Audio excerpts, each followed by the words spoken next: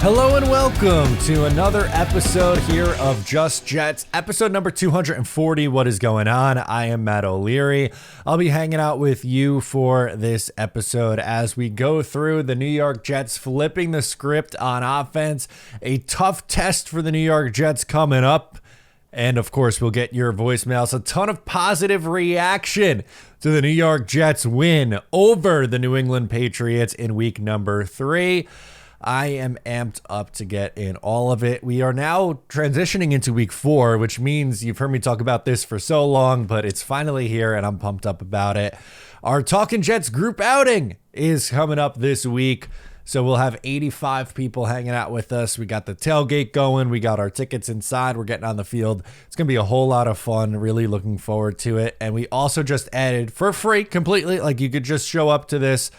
Even if you're not going on Sunday, if you just want to come and hang out, we're doing a Jets fan meetup at Pioneers in Manhattan. It's a easy walk from Penn Station, 3 o'clock, free to enter, no cover charge or anything like that. But Green Bean was looking forward to doing the Brooklyn Cyclone event again this year, but unfortunately, Coney Island has shut down the Cyclone for the season.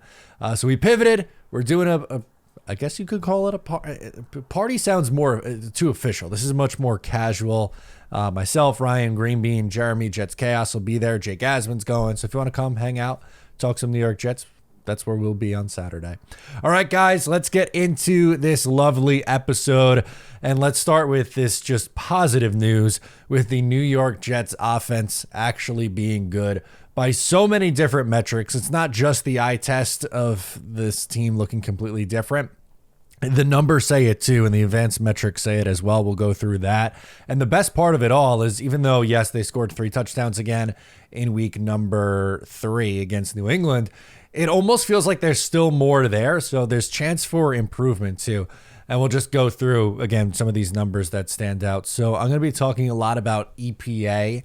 That's an acronym for expected points added, looking at, a metric that kind of cites how well either an individual or a team is in a certain area by expected points added. And looking at it, the Jets are top 5 in EPA per play on offense. They are top 5 in passing offense EPA. They are top 10 now in defensive EPA. And their quarterback, Aaron Rodgers, is also top 5. So again, reminder, offensively, top 5 in EPA per play, passing offense, and quarterback. 1, 2, 3. Those 3 things, very important. That also maybe speaks to the state of the offense around the league being down. And it's a surprise that the Jets are that high up there. But maybe the biggest thing for me is that the defense is starting to catch up. They had a rough first 6 quarters. No one is going to deny that. I will be the first one to talk about the Jets not looking like the defense that we were used to through the first 6 quarters of the season. In the second half against Tennessee, significantly better, just 7 points allowed. And then they obviously only allowed 3 points against the New England Patriots on Thursday Night Football. And that was a beatdown. And, I love how the narratives change. I'm sure you guys have heard it too. Going into that game, it was, the Patriots are kind of stingy. I think they'll give the Jets some problems. And that was something that I was saying, by the way. Like, I'm not saying that they were wrong to bring that up. It was just important to note that for the full context of where this is going to go. But then when the Jets handle business and win by 3 touchdowns, it's not, wow, the Jets were really good today. Good for them, which is what I was saying in the postgame. And Jet fans were, who were saying that it might be closer than some people realize, were saying, all happy about the performance. It then turned into, well, yeah, but the Jets are supposed to beat the New England Patriots. That's what they're supposed to do. And you're allowed to be excited about that as a Jet fan. It was the home opener. They beat down on a division rival, and they did their job. We wanted to see them beat Tennessee convincingly. They won by 7, but it wasn't necessarily in convincing fashion. It was a tight game the whole way. They're driving right down the field at the end. The Jets defense gets a stop. But New England, it was never close. From the opening possession for the Jets, they didn't get points on it. They ended up punting, but they were moving the ball at will, and then they jump out to a 14-3 lead, which eventually turns into a 24-3 final score. But just looking at where this team was a year ago offensively to where they are now is such a night and day difference. Again, top 5 in offense. All of them are top 5. The top 10 on defensive EPA is a real nice addition to this. But top 5 in a lot of categories, like Jets are not top 5 in anything offensively in years. The most recent successful Jets offense that we've seen was in 2015. That's almost 10 years ago now, number one. And there were some even flaws in that offense because of Ryan Fitzpatrick's turnovers that year. And it was very, very reliant on 3 players, really. Chris Ivory, the running back, Brandon Marshall, and Eric Decker. That was the entire Jets offense. It was a pass. You could bet your bottom dollar was either going to Brandon Marshall or Eric Decker. And if it was a run, you knew for damn sure it was going to Chris Ivory. So they're very predictable, at least now with this Jets offense. Early on, the criticism was they're trying to feed through too much of Breece Hall and Garrett Wilson. And it's clear that Aaron Rodgers and Garrett Wilson haven't quite hit their stride yet, which again, I think is in a way could be spun into a positive because there's more there. But it's, Tyler Conklin had a huge game. He had over 90 receiving yards. Mike Evans, I wish. Mike Williams was getting more involved in the offense. Braylon Allen's been involved a ton the last 2 weeks. Allen Lazard has been great. He has 3 touchdowns on the season already.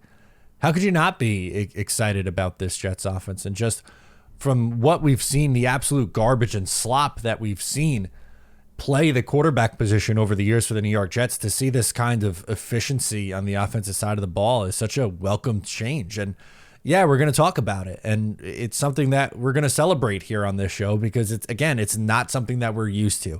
This is new for the Jets. Even when, some of their peak years in 2009, 2010, the best 2 years of fandom for me and a lot of people in my age range, that team was built on an elite level defense, really good running game, and the quarterback was asked to just do enough. Don't lose us this game. Well, it worked, and they went to 2 AFC championship games, and it was exciting. And again, like my favorite era of New York Jets football that I've seen. But this year, they have a quarterback who can make every throw, who was significantly more mobile this week after, it was ruled that he was washed, he's done, this and that. I don't know, man. He looked pretty good. I get it. It was against New England, and a lot of people now want to temper their expectations, but maybe that's a good segue into our second topic of the day before we do our voicemails. Jets have some tough tests coming up. Now, in week 4, we talked about it at the top. We'll be there for it. The Jets are playing the Denver Broncos. Broncos got their first win of the year, but they're 1-2 so far, and the Jets are at home and big favorites in this game, and I think they should win this game pretty decisively. Almost glad in a way the Broncos got that win out. But Aaron Rodgers is a vindictive SOB, and he definitely has thoughts on what Sean Payton said about his guy, Nathaniel Hackett, a year ago. I think the Jets beat up on Denver pretty good this week. And that's not me being a Jets homer. Again, a week ago on the show, I was talking about how, I think the Jets will win against the Patriots, but it'll be a tight game. It's not like I'm predicting Jets to blow every week. I'm predicting blowouts here, but if the Jets win by 3 touchdowns again this week, I would not be surprised. I think we see an even more improvement of the offense as they continue to get reps and playing time together. And defensively, I know Bo Nix has been a little bit mobile, and he had a much better game in week 3. But the Jets absolutely own these young, inexperienced quarterbacks. And I think that's, like a perfect storm in a way for this Jets defense. So I expect a really strong showing there, but I don't want to look too far ahead. It's a 1 week at a time thing, but it's hard not to, look at what, it's coming up for the Jets. They have Denver at home, but then the Jets schedule gets a little bit tougher again. And I think it was 2 of these 3 teams is going to be a little bit of a surprise. So after this Denver game, you're going on the road to London, overseas, to play the 3-0 Vikings. At least they're 3-0 right now. The Bills, which is a home game, thankfully, but they are absolutely rolling. We'll get to them in a second at 3-0. And then you have the Steelers after that on Sunday Night Football on the road in Pittsburgh. They're also 3-0. So I think when the schedule initially came out, people circled the Vikings and the Steelers as games like that. The Jets should win those games. And while I'm not going to go away from that opinion, although if on my original schedule predictions, when I had the Jets going 11-6, two of the games I had them losing, two of the six were against both the Vikings and the Steelers. I look at the Vikings one, I thought at the time maybe a little bit of a trap game, looking ahead to Buffalo, and then the Steelers are always tight on the road and they're significantly better coached than the Jets are. But now I think you have to look at it as this Vikings team is actually really good. They've been really productive offensively. Sam Darnold's been playing there and playing well. I hate the narrative that's getting pushed now by the likes of Bill Belichick and some Jet fans about the Jets were the only ones who didn't like Sam Darnold. It's not about the Jets not liking Sam Darnold. For the millionth time, we've talked about this for damn near 5 years. But to reiterate it once again for why the Jets decided to move on from Sam Darnold, it was a tough decision. At the time, I think it was the right call, and I still think it's the right call all these years later because it eventually led them to the point where they are now, which is having Aaron Rodgers and a really good football team and a team that I think can compete for a division and make a run in the playoffs. But in 2020, it was Sam Darnold's third season. There were still major question marks about him leaving that third season. You had the number 2 overall pick. The general manager did not draft Sam Darnold. It was a new coaching staff coming in. Sam Darnold did not play a full season in any of the 3 years that he was there, which is something that never gets brought up because of injuries and mono. It just felt like it was time for a fresh start. And it stunk. And I hadn't and still don't have any ill will towards Sam Darnold. I was very excited when the Jets drafted him. I thought he should have went number 1 overall in 2018. But crowning him as this next huge thing and it's awesome. Well, I'm happy he's playing well. I don't have anything against Sam Darnold. It being always spun into the Jets doing something wrong, I don't think that has to be the case. And I feel like I'm the first one where if the Jets deserve to be ripped for something, I will do that. It's not like I'm never critical of the Jets here, but I don't blame the Jets for moving on when they did. And everyone wants to point and laugh at the Jets, but Carolina did the same thing. He was benched in Carolina for an XFL quarterback. Kyle Shanahan, who everyone bows down to, decided that he wasn't good enough to bring back on another contract. And he was originally signed by Minnesota to be a backup anyway.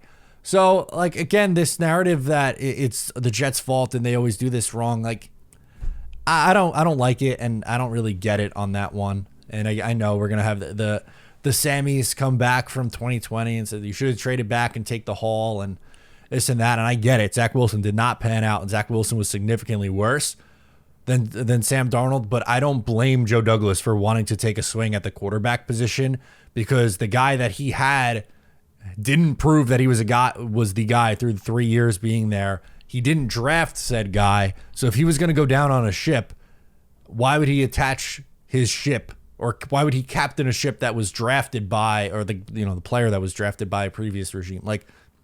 Again, whatever. We don't have to rehash the old history. The Jets now have Aaron Rodgers and are a really good football team, which excites me. Getting to the Bills, oh my God. Look, I know Jacksonville stinks.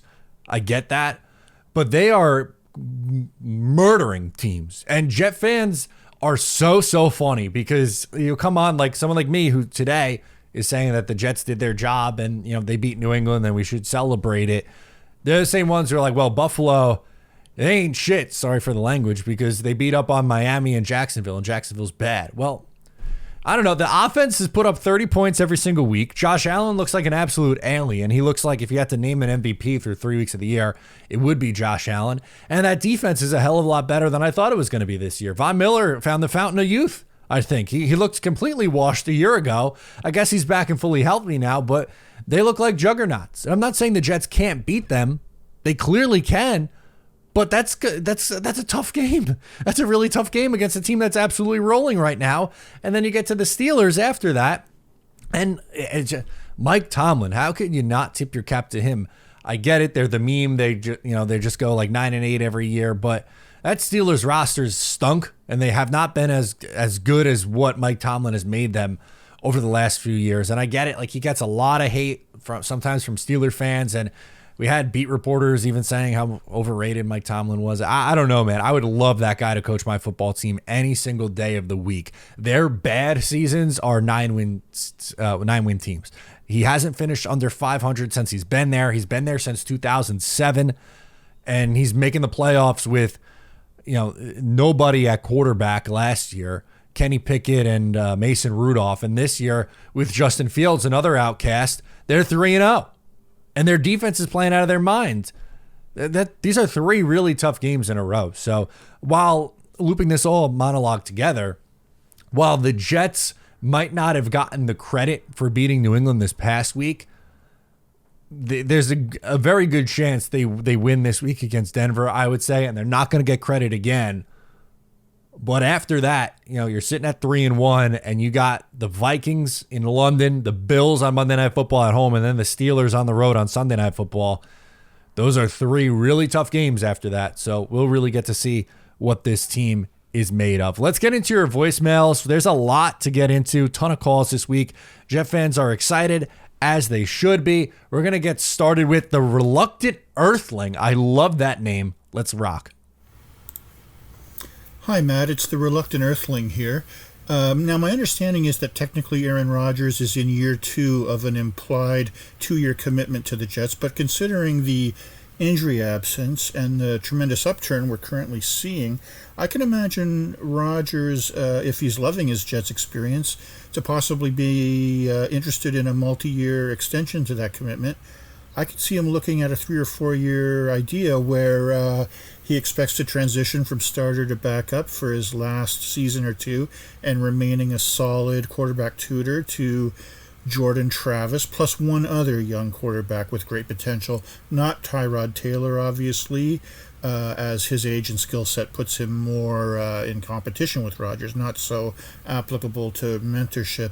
So Taylor has to go in this scenario, which is fine. I think he must be highly prized to someone out there. With 32 teams in the league, there must be a conservative-minded offense staff somewhere making Taylor perfect for them. He's definitely a top 20 quarterback in this league, talent-wise, who just doesn't like taking chances, who has been stigmatized, a backup, due to a long streak of situational circumstances having no bearing on his considerable talent. In this scenario, I would wholeheartedly subscribe to that Jets Central guy who says that we should go after Bryce Young if indeed Carolina's going soft on him. He'd be a great competitor, I think, with Jordan Travis. And for all the Jets fans who hate Young, who can articulate no other reason but that he's a shrimp, good news. You don't have to like him. You only need to like one of the young quarterbacks, because if you're correct, your boy will take the reins and the other will be traded away, and at good value, I think, because he'll have the Rodgers heredity at that point. So what do you think? Does that sound good? But if Rodgers has other plans or calls it quits due to serious injury or whatnot, then Taylor gets the tutor starter role, and maybe Bryce Young does not remain a good fit in that case. I don't think he'd be so eager, I imagine, to sign up for the school of Tyrod Taylor. And as for Rodgers, he gets another few shots at a Super Bowl, or more Super Bowls. Great show, Maddie. What's your take on all that? Thanks. Thank you so much for calling in. I appreciate it. Reluctant Earthling, great name, by the way. So my stance on that is this. I don't think Rodgers would stick around to the point where he's a backup. I think he wants to go out on top. There's always a line like, leave the game before it leaves you. I don't doubt that if I were putting a percentage, rather, let me word it this way, on him being back as the Jets quarterback next year, as of right now, I'm sitting at like 80%. I think there's a very good chance that he comes back. I think he views it as a multi-year thing. Now, if they win a Super Bowl this year, which again is really lofty goals and lofty expectations, maybe that changes things and just rides off into the sunset and is done. But I don't know if he would want to be sticking around as a backup at like 42, 43. I've always liked Tyrod Taylor. I think he's a very good spot starter, backup quarterback. I'm glad the Jets have him. I'm not a Bryce Young guy. I wasn't really a big fan of his coming out. His height was a big reason for that. He also does some things that really remind me a lot of Zach Wilson at the NFL level. And I get it. Like, there's a reason why, he went 1 overall. The same reason, Zach Wilson went number 2 overall. I just don't want to take on another reclamation project. That's not really something I'm all that interested in. Maybe Jordan Travis is that guy. If not, well, I think the Jets could, get aggressive and maybe, draft someone either this year or the next year. Like, we could talk about that when the time comes. But I'm not thinking Rodgers sticks another. If I had to guess, I think 2025 is probably his last year, but who knows? Maybe he does want to stick around longer than that. But I would be more than thrilled if he gives the Jets this year and another year at that point. Let's go out to next up on the list is Joe. He is calling in from Tom's River, and he wants to share his reaction to an absolutely unbelievable game that he was at, by the way. What's up, Matt? This is Joe from Tom's River. I've called in a few times before. Haven't been in a while. I haven't been this happy in a while. I'm on my way home from the game right now. My voice is gone. My mind is blown. I just can't. I couldn't have asked for a better game. I mean, top to bottom, Rodgers looked like vintage Aaron Rodgers. The receivers, I mean, I want more out of Garrett yard-wise, but you can't complain when multiple people are catching multiple passes from Rodgers. Like, it's so nice to see that we actually have an offense and pair it with a beautiful performance from the defense. I feel like in week 1, our offense looked better than normal and our defense was terrible. Week 2, a little bit of the same. I haven't really put it together. But this week, I feel like everything really came together. I could not ask for more. I feel like we haven't even hit our peak yet, like you said. My question for you is, where do you take the season from here? What are your predictions after seeing what this offense and defense can do combined? My personal opinion is still around 11-6. Yep. Wild card spot. With the Skylar Thompson injury, I'm thinking maybe Miami doesn't do as well. He dropped off there at the end, but thank you, Joe, for calling in. Love that you were at the game and got to witness that. Really fun one. I'm at my preseason prediction was 11-6. I had the Jets losing week 1, winning their next 3 games. So so far that's correct. We'll see if that continues against Denver here. 11 or 12 wins is, I think, where most people landed. And I think that's a fair expectation after what we've seen through the first 3 weeks. I thought at 11 or 12 wins, and I'll stick with that. I still think that's probably where this division ends up. I think Buffalo's really good though. And some fans don't want to admit it yet. I was sleeping on them, I'll admit. I had them at, I think, 9-8 or 10-7. They just lost a lot of pieces. But they're rolling. They look as good as ever right now. So, there's a chance they come back to earth, and they have some tough games on their schedule too. But it's going to be tough. I want the Jets to win a division. I think they can absolutely compete with Buffalo. That's a damn good football team. It really is. So my thoughts on this team really haven't changed since before the beginning of this season. Let's go to Vic in Florida with his reaction. Matty, Vic from Florida. Hey, man, it feels good. I'm telling you. That's right. Watching last night, I'm texting my boys, as I'm sure you were. Did we die and go to football heaven? I mean, Aaron Rodgers, wow, that was fun to watch. That was good. Now, let's just keep building, right? Offense looked good. Got Conk involved. That was great. Garrett finally got in the end zone. Defense, man, let me tell you, that was a great, full, complete game. Obviously, a few throws Aaron would like to have back. But I was thoroughly impressed. I was happy to watch that, and we got to be feeling good. Got to be feeling good going into a mini bye, right? Got Zachy Boy and the Broncos coming to town, and then we're just gonna keep this ball rolling, man. I tell you. Real quick, Colin Cowherd, that guy he should resign. I mean, I don't think anybody should watch his show anymore. I mean, you and Green Bean, right? And the co-pilot, right? Y'all boys do it so much better than him. I mean, there's no reason why you guys shouldn't be on the level like he is. He calling Aaron Rodgers out immobile. I'm sorry, but he was the opposite of immobile last night. 5 for 5 on the run, getting tackled, popping right back up like he was 30. Yeah. Okay. Then he said, you don't get the tight ends involved. Okay, here's 100 yards for Conklin. See ya. Right. Look, man, we just got to keep it rolling. I'm pretty happy about this. I hope we get Hassan Reddick. locked in. All right, getting paid. So we really make some noise.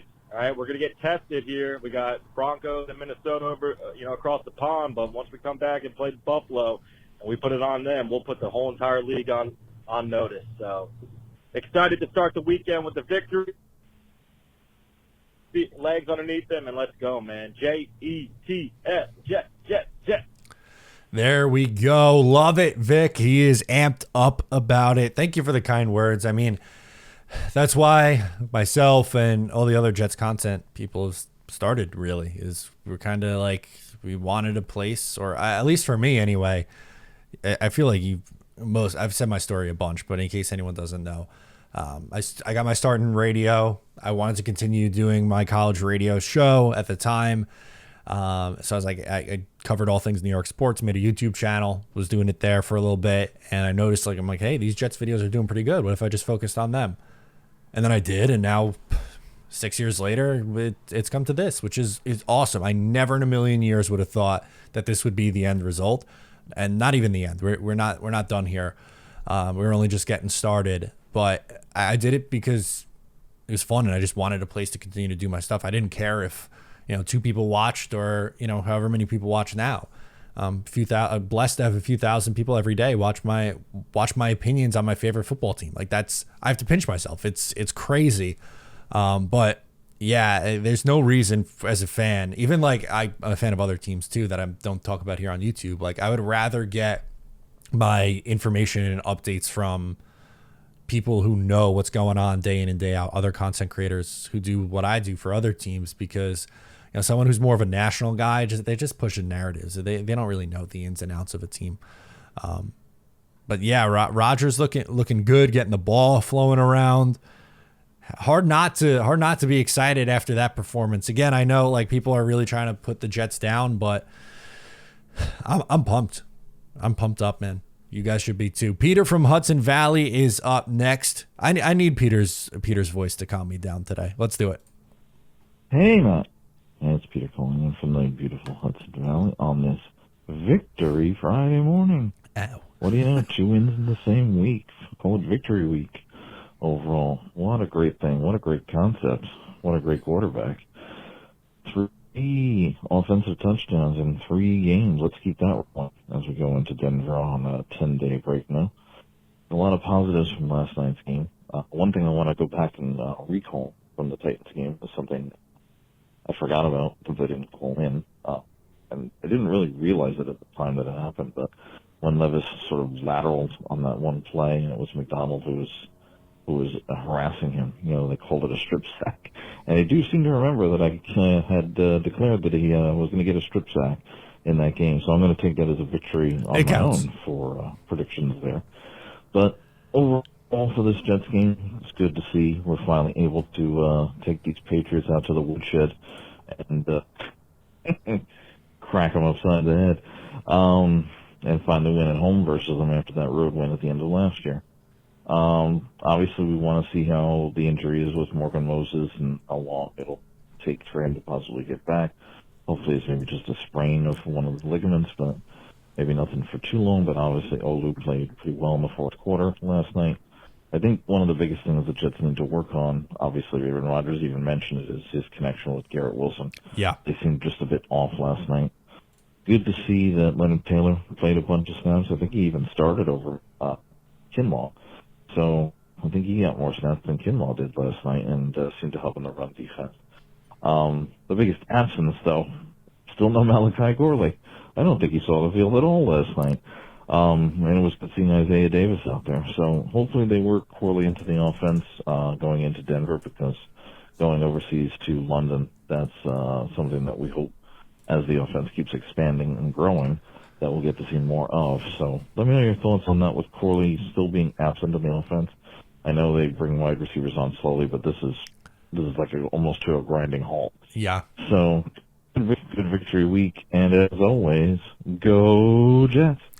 Peter, I appreciate you, my friend. While you were talking there, I was pulling up the snap counts for the New York Jets last week.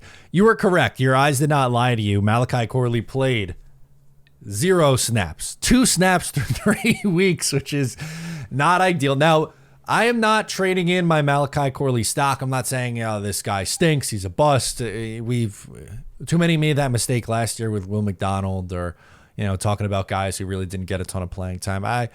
The Jets, to a fault, I will say, bring on their guys really, really slow. Now, this isn't an issue yet because of how well Alan Lazard has looked. Mike Williams is coming on.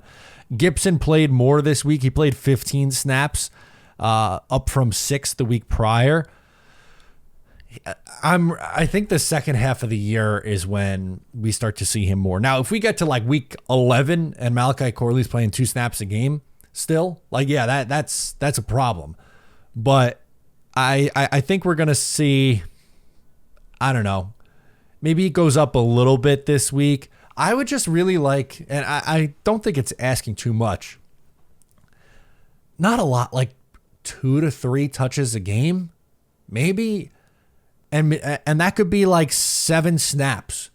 You toss him a bubble screen, let him go, line him up in the backfield and give him the ball. Like, he's just really exciting with the ball in his hands. So I that's one area I would like to see the Jets improve on also, Peter. But again, how could you not be excited with everything else? And it's little things. I think they'll continue to grow and continue to get better. But yeah, they need a little bit more Malachi Corley. How about the Waz up next, calling in? What does the Waz think this week? Oh, Leary, the Waz here, calling for my second time up in Boston, Massachusetts, proudly wearing my Jets hat, going to the store. I feel like they might have listened to the staff might have listened to my voicemail last week. I think they did. It was a little bit more negative, but man, that tempo was there. I felt like we had purpose. We were operating the offense at a different level. And that brings me to a question I have for you. Do you think it's about what we put on tape? So when we're playing San Francisco, we know we have that preseason rust. We're playing the Titans. We have that, I don't want to say playing that team with a lesser talent, but it's not one that we are overly concerned about. And maybe saying to ourselves, hey, when we come out against the pass, we really need to come out on all cylinders, knock that rust off and play. I'm wondering if there's some type of gamemanship that you think, because last night looked like a team that was playing with a lot of purpose. You mentioned in the response last week, there's ups, there's downs. Hey, buddy, this one's an up. Super excited. Will McDonald looks phenomenal. I'd love to hear what you think about that. But I feel like we need to make a sacrifice to the gods every single time we win a game. With this Moses news, praying that it's something that he doesn't bother him too much this season. Hopefully keeps him in. Looking at an MCL maybe. But look forward to hearing what you guys have to say. Great show as always. Go Jets. Yeah, thank you so much, the Waz, for calling in on Will McDonald. Again, exciting stuff. Really, really exciting stuff. 5 sacks through 3 games. All of them are coming in the last 2 weeks. He's looked every bit the part of why the Jets took him 15th overall a year ago. Patience has paid off with him. Morgan Moses, you brought up. Peter brought up Morgan Moses as well, so looping that one together too here. I think he's going to be out a couple weeks, but I'm so excited to watch Olu Fashanu, man. It stinks that Morgan Moses is out. I like him. I think he's a solid right tackle. But having someone who you took 11th overall in the draft, who was viewed as the best pass protector, who's come in and looked every bit the part of someone who could be a starting tackle in this league for a really, really long time, that really gets me going. It does. I think the Jets are going to be just fine on the offensive line without Morgan Moses. And again, I wish him a speedy recovery. Never like to see injuries. It seems like they got relatively good news that it's not a significantly long-term injury for Morgan Moses, but Jets have a really good contingency plan with Olu Fashanu. That's why I personally have spent so much time in the offseason talking about why I wanted the Jets to go with an offensive lineman in the first round, with Morgan Moses and Tyron Smith, both at 33 years old and both coming off injuries from last year. To me, it made the most sense. And 2.5 games in, the Jets needed him, and I'm excited to watch him get his first start this week. Brian from Virginia's up next. He's got some reaction as well. Hey, Matt O'Leary. It's Brian from Virginia. It's currently Friday morning.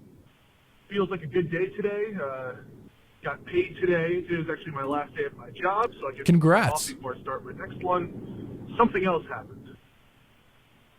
Oh, yeah. The Jets took a shit on the Patriots, which is wonderful. And my brother actually lives up in Boston now. He's actually a Giants fan. We're both from New York.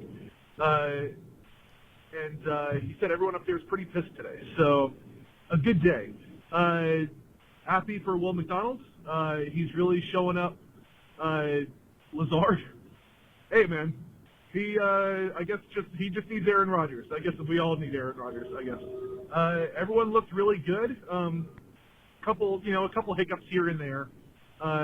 But, would 35-0 be better? Yeah. But I'm happy with what we got. Team's just getting better too. I'd say they're at like a solid 80% right now, so they're not even at their best. So hopefully they just continue to improve. A truck just drove by me, so apologies if that was loud. You're good. But I'm looking forward to watching these games. It's going to kind of suck not having the Jets play on Sunday, so we'll just need to watch other games, which is fine. But I'd rather just watch our guys. But looking forward to the rest of the season. Hope you're doing well. Yeah. Hope the new house is good. And go Jets. Thank you, man. Yeah, all good over here. Will McDonald's been great. Again, one, congrats on the last day of the job. Enjoy the time off before the next one starts. It's always good to have that little window. I feel like that's when you get so much stuff done, and like you mentally prepare and give yourself a little bit of a break. They're gonna continue to grow, and maybe I don't want to give my score prediction out too early for this game, but I'll say this. I think the Jets get over 30 points for the first time this year. I think we see another Aaron Rodgers pissed off game. Like, again, high completion percentage, multiple touchdowns. Maybe the Jets get in the end zone 4 times this week. That's what I would like to see. And I think they can do it. I really do. And they haven't hit their stride. They left points on the board. There was a field goal that Greg Zuerlein missed, which, again, weird. He missed a couple in the preseason and missed that one, which is like Greg was automatic last year, so it was like almost shocking to see him miss with that one. But yeah, how could you not be excited about it? Brian, good stuff. Let's go to Devin up next from Nevada. What's up, Matt? Devin from Nevada calling in here, man. One of the OGs, man. Been watching you for like 5-6 years, brother. So great stuff, man. Love the content. All right, man. So I got a couple takeaways from last night's game. So I went to week 1, Jets versus 49ers, and yeah, that was a tough one, man. But the Jets that I saw in week 1 was not the same Jets. No, as very different as we saw last night. And at the stadium too, man, I'm wearing my Sauce Gardner jersey, my Jets hats, man. 49ers fans, I had no problems with them. Everybody was cool, man, good fun. But wearing the Jets gear, when I see another Jets fan, they were like, I was telling them, hey man, it's not gonna be the same team. You know what I'm saying? We're gonna see at the end of the year, man. Keep your head up. You know what I'm saying? And all the Jets, they were like, yeah, man. You know what I'm saying? But we got a good thing going, bro. And I could tell that the things that they didn't do well week 1. First of all, facing the 49ers at home, and man, that stadium is loud. That was a rough start. But last night, I know they're playing lesser talent, but they looked a lot sharper. They did. Rodgers looked like the best I've seen him in years, man. That was so incredible to see. I just hope that, we can keep him healthy and he keeps growing. And I think that he's going to keep building great chemistry with all these guys. And you can see he's already making use out of Lazard. One thing that I want the Jets to clean up is, multiple times, I don't know what's going on, but the play clock running down and Salah has to waste, timeouts. But good thing that Salah's using those timeouts to save that penalty this year. Salah last year, 2 years ago, he wouldn't even know. And then, we get a delayed game. But at least I guess he's using the timeouts. But like to not see that much so often. Garrett and Rodgers, they were off. I think they were pretty off last night. But once they get that connection going, man, I'm telling you. So this is my advice, man. Buy Garrett Wilson in fantasy. If y'all can, man, go ahead and trade some Rashad White, some I don't know, man. Sell something, bro. Get you a Garrett Wilson because he slept on, but that dude's gonna be a beast this year. Love to see the usage with Mike Williams as well. Yeah, man, very pleasing win. Love to see it. Love the work, man. Keep it up. Go Jets. Peace, brother. Thanks. Thank you so much for checking in. A long supporter of the show and the channel here. Sorry you had to see that slop fest in week 1. That could not have been fun. But I could not agree more with you on Garrett Wilson. They have not been there quite yet. He got in the end zone for the first time this week, which was surprised it took this long. But a bad, and I'm saying bad in air quotes, is really not bad.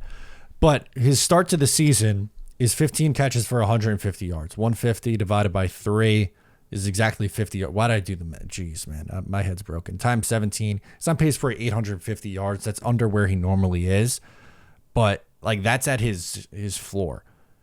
5 catches, only 33 yards. He did get in the end zone, though, an unbelievable catch and a play. They'll get on the same page. That I'm not worried about Garrett Wilson in the slightest. Nor am I worried about our guy, Brees Hall, whose yards per attempt is a touch low right now. He's got 3 touchdowns through 3 weeks. Jets have 9 offensive touchdowns through 3 games. I'm not going to sit here and nitpick it.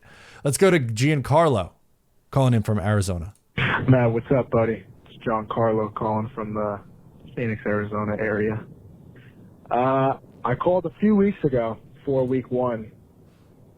Not to toot my own horn, but I did say this is Allen Lazard's year. I thought once he got his QB back, all these doubters were going to shut up. And I'm so glad I was right, because Lazard's having a great year, of course. What does he have, 4 touchdowns through 3 games?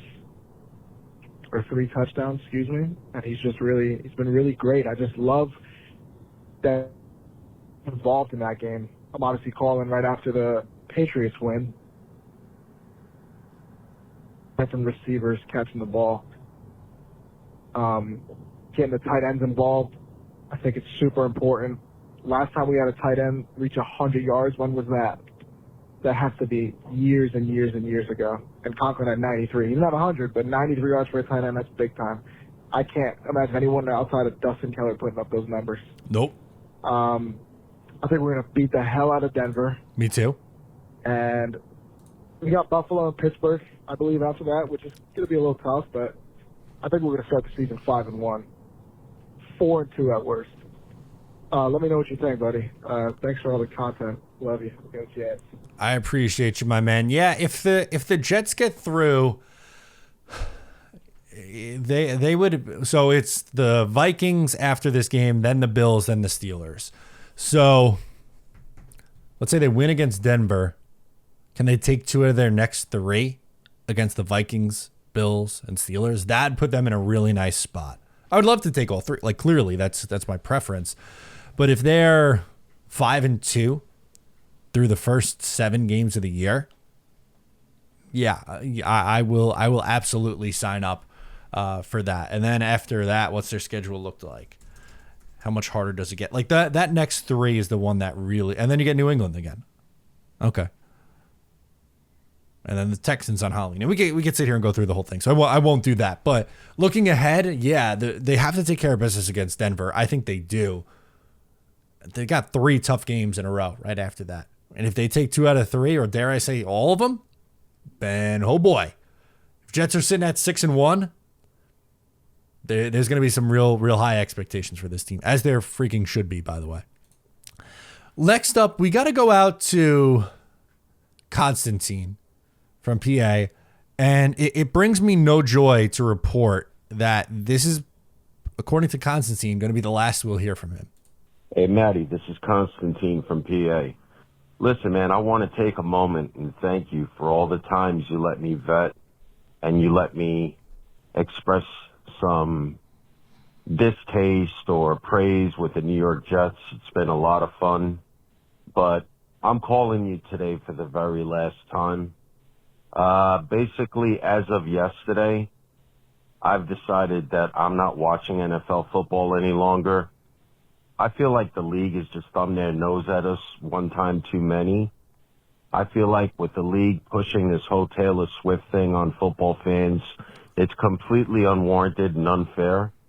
I also feel like the league could care less about people that might put a little wager now and then on a game Little just scratch. to make it a little more exciting. Not to mention that people that wager on games generally watch the games from the very beginning to the very end, so it does bring up their ratings. So it doesn't seem like they care about those people anymore either. There was a couple of incidences yesterday that really just kind of just made it crystal clear to me that the NFL doesn't have my interest at heart, and I don't have their interest at heart any longer. Now, I do wish the Jets all the luck in the world. I hope they go all the way. I hope they win a Super Bowl. Unfortunately, because I am boycotting the NFL, the Jets are in the NFL, I will no longer be watching or supporting them either. So my feelings are this. I can watch college football. I can watch baseball. I'm a big hockey fan. Go Islanders. LGI. I even like the UFL. I hate the fact that the NFL changed the kickoff rule. I think the new kickoff rule sucks. I think they've made the game a lot softer. I think they've put too many regulations and too many penalties and too many, just a bunch of BS that gives the offense advantages. So defenses don't even matter anymore as far as I'm concerned. And, you know, for the most part, the quality of the product itself is watered down. It's really turned to shit. You look at these quarterbacks, they're making over $400 million salaries, and they can't go out and win 2 games in a row. It's just a whole bunch of things, and it's been kind of festering in me since the end of last season, but I really wanted to give it a chance. And I did, bro. I really did, because I'm a passionate fan. I really do care. But my time's running out, so to all my football brethren out there and all my Jets fans out there, I'm going to say goodbye for the last time. God bless you all, and let's have better days, because the NFL, to me, it's done, bro. But thank you for everything, Matt. I wish you nothing but success. Constantine, it's been a pleasure. PG from Long Island. Hello, Matt O'Leary. PG from Long Island here. Couple things. First of all, obviously a great win for the Jets. Always nice to see them to take the Patriots, thank them, and call them Sally. And I would, I got to give a heads up to or shout out to the coaching staff. Did a great job. They matched the team well. And here's the thing. They're going to need to keep doing that for the rest of the season, because, you know, first of all, you have the Denver coming up, not the pushover that you probably thought they were after their performance in Denver. And then you have 5 undefeated teams, including Buffalo, which won tonight, in the NFL. And they just have 4 of them on their roster, and of course, Buffalo twice. So it's going to be an interesting season. A lot of those wins that I had checked off as W's are going to be a little tougher than we anticipated. Second thing I want to say is, you know, Joe Douglas, you know, maybe he makes calculated mistakes. I remember when he let Robbie Anderson go, and I mentioned this few podcasts ago, or maybe in the summer. That was not a mistake. Even though he said, I miscalculated, he never wanted Robbie Anderson back on the team. He knew that guy was just a dumbass and did not want him on the roster. Maybe the same thing with Bryce Huff. Maybe he saw he's a one-trick pony. I think I mentioned that, you know, we're all scratching our heads, but he's the one who sees him play every day, and maybe he was a, you know, product of the system and of the talent around him. You've seen what he has not done with the Eagles. I know it's still early, but maybe that wasn't a mistake. Maybe Joe knew what he was doing. Last thing I want to talk about is the defensive line rotation. So Leonard Taylor gets his first start and actually plays 46% of the snaps. So the defensive tackles, Quinton Williams played 52%, down from about 70 that he was playing. Maybe that's a function of the fact that, you know, it was a blowout, but maybe it's also giving a little more rest. But interesting, Javon Kinlaw only played 31% after playing over 50% in the first 2 games. So maybe they're putting Leonard Taylor in there. Obviously, they had a good game. And I want to get your thoughts on that. What you thought about the defensive line rotation, defensive tackles. As always, go Jets. Thank you so much, my guy, PG. Always appreciate you calling in and sharing your thoughts there. The Jets' schedule is, I think, a little bit tougher in some spots than we would have thought. I think the Steelers would be 3-0. I think Minnesota would be 3-0. But both teams look really good, and Buffalo's running teams out of the building so far early on. We'll see what happens with Bryce Huff in Philly. It doesn't look good. I'm not sure about Vic Fangio's defense in 2024. Bryce Huff's replacement, Will McDonald, I guess technically is playing well, right? Will McDonald's playing well, but Hassan Reddick's not here either. So it's not like I can't go that full Douglas praise, but if they win a Super Bowl this year, then Joe Douglas is absolutely right. And he'll deserve all that praise. Tough schedule. On the line rotation, Javon Kinlaw going down in snaps a little bit surprising. I liked what I saw out of Leonard Taylor. Hopefully we see some more of him going forward. And even Solomon Thomas was involved, a little bit more involved than usual as well. Phil from Texas. He wants to chat about Jets' former quarterbacks. Hey, Matt. This is Phil from Texas. I just wanted to get your thoughts on our former quarterbacks. We see Geno Smith balling out. Sam Darnold looks like the guy that we drafted. And Zach Wilson, who knows what he's going to do. Of course, we've got Rodgers. The hype is real. Everything looks good. I'm just concerned about Jordan Travis. What are we going to do with him? Is he going to go to another team and be better? Love to get your thoughts on it. Thanks for the show, brother. Of course. Have a good one. Thank you, man. I'm not really all that concerned with the other court. Like, my question to that is, like, what were the Jets supposed to do? Like, are they supposed to wait 10 years for Geno Smith to figure it out, or 7 years for Sam Darnold to figure it out? And, in 2021, we saw Sam Darnold had an awesome first 3 games in Carolina, and then it fell off. Sam Darnold also had an injury history over his career. So I'm not ready to crown him just yet and say, like, the Jets made this awful, horrific mistake. On Jordan Travis, we'll never know, but at least for Jordan Travis, he's not thrown into the fire and expected to start right away. Geno started his rookie year. Darnold started his rookie year.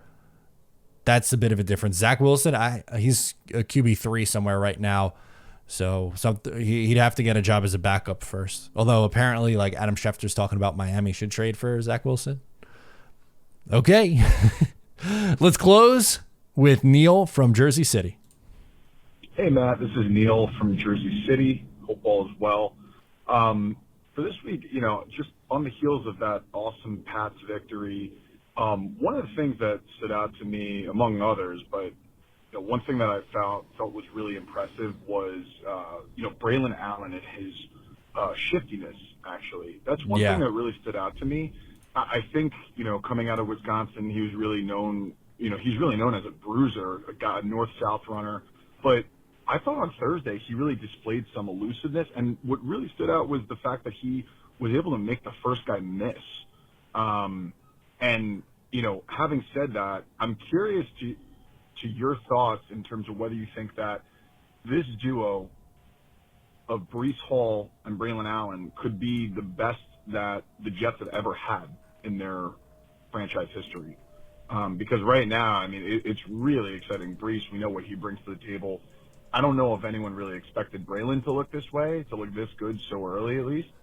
But yeah, it's just really encouraging. One other thing I want to ask you is, coming up for this week for Denver, what do the Jets need to do to get a victory? Who do you think they need to key in on most? So thanks so much, and go Jets. I think those two have a really good chance to be that dynamic of a duo. I'm sure you could go back to the 80s with Freeman McNeil and Johnny Hector was considered a two-headed monster backfield. I wasn't around for that, so I didn't get a chance to see it. Of running back duos that I got to see, early on in my tenure, Curtis Martin and Lamont Jordan were the first two that I remember. But no, I wouldn't say any. Obviously, Curtis Martin's a Hall of Famer, so you put him above Brees Hall, right? But I think Braylon Allen could absolutely be a better player in this league than Lamont Jordan. I'm excited about it. I think it's going to be really, really good. 2010, even I know LT was at the end of his career, but even Sean Green and LaDainian Tomlinson was a really good duo in 2010. There's options here, but I do think this duo can be one of the best in football. I'm really excited about them. And the second half of your call, the key to victory against Denver, or what the Jets need to do against Denver, I think they need to have a very similar game plan to what it was a week ago. Get out early, control the play offensively, and let a young quarterback, not that Jacoby Brissett's young, but let a limited quarterback try to throw their way back into the game. Because I think the Jets can bait Bo Nix into mistakes, and that's how I think they run away with this one. I think the defensive line is going to get home with pressure again. I think for the Jets, offensively, expect 250 plus yards from Aaron Rodgers, maybe close to 300 again this week. And I would expect them to roll, put up over 30 points, keep Denver under 17, we'll say. Guys, that'll do it for me on this one. Thank you so much for tuning in. I am Matt O'Leary, and I'll catch you next time.